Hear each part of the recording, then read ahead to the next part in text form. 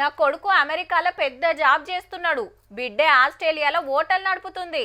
మన్మడు దుబాయ్లో ఏదో కంపెనీ పెట్టిండట.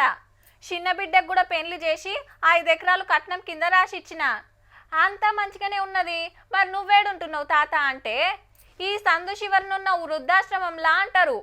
ఇన్నేళ్లు కన్న కష్టం చేసి సాది పెద్దగా చేస్తే శాతగాకుంట అయినాక చూసేటోళ్ళు లేనోళ్ళు బొచ్చెడు మంది. గసంటోళ్ళ కోసం మాసరైతామంటుండ్రు మన పోలీసులు. పోలీసులకు బాధ చెప్పుకుంటా కండ్లల్ల నీళ్లు తీసింది అవ్వ. ఎవ్వల్ని మందలిచ్చినా గిదే పరిస్థితి.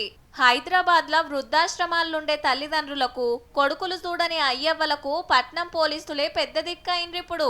70 ఏండ్లు దాటి ఎవ్వలు చూడనోళ్ల కోసం గోల్డెన్ కేర్ అనే కార్యం చాలు చేసిండ్రు రాచకొండ పోలీసులు. 47 స్టేషన్లల్లా 10 మందికి జిమ్మేదారీ తీసుకుంటున్నారు. ఆరం కలుస్తారట, తిప్పలు తెలుసుకుంటారట, దౌకన్ల చూపిస్తారట.